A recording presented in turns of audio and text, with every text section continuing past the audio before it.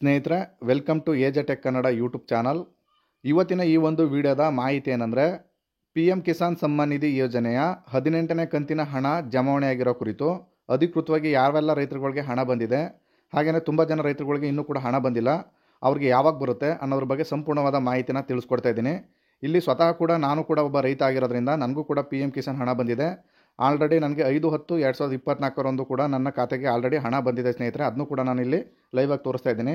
ಇಲ್ಲಿ ನೀವು ನೋಡ್ಬೋದು, ನಿನ್ನೆ ಅಂದರೆ ಶನಿವಾರ ಕೂಡ ನನ್ನ ಖಾತೆಗೆ ಹಣ ಬಂದಿದೆ. ನೀವಿಲ್ಲಿ ಚೆಕ್ ಮಾಡ್ಕೋಬೋದು. ಹಾಗೆಯೇ ತುಂಬ ಜನ ರೈತರಿಗೆ ಹಣ ಬಂದಿಲ್ಲ. ಯಾವ ಕಾರಣಕ್ಕಾಗಿ ಬಂದಿಲ್ಲ ಅಂತ ನೋಡೋದಾದರೆ, ನಿನ್ನೆ ಶನಿವಾರ ಆಗಿರೋದ್ರಿಂದ ತುಂಬ ಜನ ರೈತರ ಖಾತೆಗೆ ಹಣ ಬಂದಿದೆ. ಹಾಗೆಯೇ ಇಂದು ಸಂಡೇ ಆಗಿರೋದ್ರಿಂದ ಬ್ಯಾಂಕ್ನ ಸರ್ವರ್ ಸಮಸ್ಯೆ ಇರೋದ್ರಿಂದಾಗಿ ತುಂಬ ಜನ ರೈತರಿಗೆ ಹಣ ಬರೋದು ಒಂದು ಸ್ವಲ್ಪ ನಿಧಾನ ಆಗಿರ್ಬೋದು. ಆದ್ದರಿಂದ ನೀವು 1 or 2 ಡೇಸು ಕಾದು ನೋಡಬೇಕಾಗ್ತದೆ. ಯಾಕಂದರೆ ಕಳೆದ 17ನೇ ಕಂತಿನ ಜಮಾವಣೆ ವೇಳೆ ತುಂಬ ಜನ ರೈತರಿಗೆ ಹಣ ಬಂದಿರಲಿಲ್ಲ. ಅಂದರೆ ಸುಮಾರು 20% ರೈತರಿಗೆ ಹಣ ಬಂದಿರಲಿಲ್ಲ.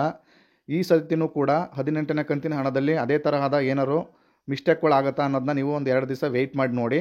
ನಂತರ ನೀವು ಈ ಪಿ ಎಂ ಕಿಸಾನ್ ವೆಬ್ಸೈಟ್ನಲ್ಲೇ ಕೂಡ ಅದಕ್ಕೆ ಪರಿಹಾರನೂ ಕೂಡ ನೀವು ಇಲ್ಲಿ ಕಂಡ್ಕೋಬೋದು. ಒಂದನೇ ಆಪ್ಷನ್ ಬಂದು ನಿಮ್ಮದು KYC ಆಗಿದೆಯಾ ಒಂದು ಸಾರಿ ಚೆಕ್ ಮಾಡ್ಕೊಳ್ಳಿ. ಒಂದು ವೇಳೆ KYC ಆಗಿದ್ರೂ ಕೂಡ ನಿಮ್ಮ ಲ್ಯಾಂಡ್ ಸ್ಟೀಡಿಂಗ್ ಸ್ಟೇಟಸ್, ಅಂದರೆ ಒಂದು ವೇಳೆ ಕೆಲವರಿಗೆ ಲ್ಯಾಂಡ್ ಏನಾದರೂ ತಮ್ಮ ಜಮೀನನ್ನು ಖಾತೆ ವರ್ಗಾವಣೆ ಈ ಥರ ಮಾಡಿದರೆ ಅಲ್ಲಿ ನಿಮ್ಮ ಲ್ಯಾಂಡ್ ಸೀಡಿಂಗ್ ಸ್ಟೇಟಸ್ನ ಸ್ಟಾಪ್ ಮಾಡಿರ್ತಾರೆ, ಅಲ್ಲಿ ನೋ ಅಂತ ತೋರಿಸ್ತಾ ಇರುತ್ತೆ. ಅಂಥ ರೈತರುಗಳಿಗೂ ಕೂಡ ಹಣ ಬಂದಿರೋ ಸಾಧ್ಯತೆ ಕಮ್ಮಿ ಇರುತ್ತೆ. ಹಾಗೆಯೇ ಒಂದು ವೇಳೆ ನಿಮ್ಮ ಬ್ಯಾಂಕ್ನಲ್ಲಿ ಅಕೌಂಟು ಏನಾದರೂ ಸ್ಥಗಿತಾಗಿದ್ದರೆ ನೀವು KYCನ ಕೂಡ ಮಾಡಿಸ್ಬೇಕಾಗತ್ತೆ. ಅಲ್ಲೂ ಅದು ಒಂದು ರೀಸನ್ನಿಂದ ನಿಮಗೆ ಹಣ ಬಂದಿರೋ ಸಾಧ್ಯತೆ ಕಮ್ಮಿ ಇರುತ್ತೆ. ಹಾಗೆಯೇ ನೀವು ಪಿ ಎಂ ಕಿಸಾನ್ ವೆಬ್ಸೈಟ್ಗೆ ಲಾಗಿನ್ ಮಾಡಿಕೊಂಡು ಇಲ್ಲಿ ಎಲಿಜಿಬಿಲಿಟಿ ಸ್ಟೇಟಸ್ನ ಚೆಕ್ ಮಾಡಿದಾಗ ಅಲ್ಲಿ ಲ್ಯಾಂಡ್ ಸೀಡಿಂಗ್ ಸ್ಟೇಟಸ್ಸು, ಹಾಗೆಯೇ ನಿಮ್ಮದು KYC ಆಗಿದೆಯಾ ಮತ್ತು ನಿಮ್ಮ ಆಧಾರ್ ಸೀಡಿಂಗ್ ಸ್ಟೇಟಸ್ಸು ಎಲ್ಲ ತೋರಿಸುತ್ತೆ. ಅಲ್ಲಿ 3 ಕೂಡ ಎಸ್ ಅಂತ ಇರಬೇಕು. ಹಾಗೆಯೇ ಇಲ್ಲಿ ಕೆಳಗಡೆ FTO ಪ್ರೊಸೀಡು ಎಸ್ ಅಂತ ಇರಬೇಕಾಗುತ್ತೆ. ಈ ರೀತಿ ಇತ್ತು ಅಂದರೆ ಇವರಿಗೆ 100% ಹಣ ಬಂದಿರುತ್ತೆ.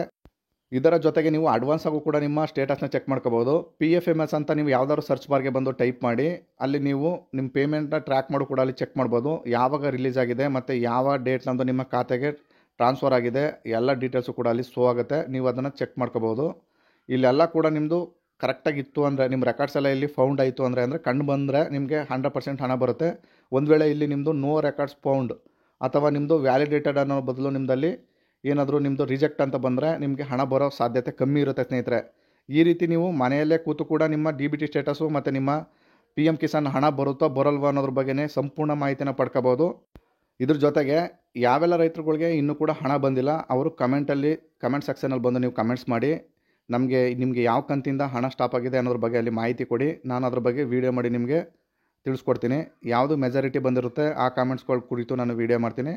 ಹಾಗೆಯೇ ಯಾವಾಗಲೂ ಕೂಡ ನಮ್ಮ ಚಾನಲ್ನ ಫಾಲೋಅಪ್ ಮಾಡ್ಕೊಳ್ಳಿ. ಯಾಕಂದರೆ ಪಿ ಎಂ ಕಿಸಾನ್ ಮತ್ತು ಇನ್ನಿತರ ರೈತ ಸಂಬಂಧಪಟ್ಟಂಥ ವೀಡಿಯೋಗಳು ನಮ್ಮ ಚಾನಲಲ್ಲಿ ನಾವು ಪ್ರತಿನಿತ್ಯ ಕೂಡ ಅಪ್ಲೋಡ್ ಮಾಡ್ತಾ ಇರ್ತೀವಿ. ಅದರಿಂದ ನಿಮಗೆ ತಕ್ಷಣ ನೋಟಿಫಿಕೇಷನ್ ಬಂದು ನಿಮ್ಮ ಸಮಸ್ಯೆಗಳಿಗೆ ಪರಿಹಾರನೂ ಕೂಡ ಇಲ್ಲಿ ಮೊಬೈಲ್ ಮುಖಾಂತರ ಅಥವಾ ನಿಮ್ಮ ವೀಡಿಯೋ ನೋಡೋ ಮುಖಾಂತರ ನೀವು ಪರಿಹಾರನೂ ಕೂಡ ಮಾಡ್ಕೋಬೋದು. ಸ್ನೇಹಿತರೆ, ಇದಿಷ್ಟು ಮಾಹಿತಿ. ಈ ಮಾಹಿತಿ ನಿಮಗೆ ಇಷ್ಟವಾಗಿದ್ದರೆ ದಯವಿಟ್ಟು ನಮ್ಮ ಚಾನಲ್ನ ಸಬ್ಸ್ಕ್ರೈಬ್ ಮಾಡ್ಕೊಳ್ಳಿ. ಹಾಗೆ ಪಿ ಎಂ ಕಿಸಾನ್ ಹಣ ಬಂದಿರತಕ್ಕಂಥ ರೈತರು ಕೂಡ ಕಮೆಂಟ್ಸ್ ಮಾಡಿ ಯಾರಿಗೆಲ್ಲ ಬಂದಿದೆ ಅಂತೇಳಿ. ಇದಿಷ್ಟು ಸ್ನೇಹಿತರ ಮಾಹಿತಿ. ಇಲ್ಲಿ ತನಕ ವೀಡಿಯೋ ನೋಡೋದಕ್ಕೆ ಎಲ್ಲರಿಗೂ ಧನ್ಯವಾದಗಳು. ನಮಸ್ಕಾರ.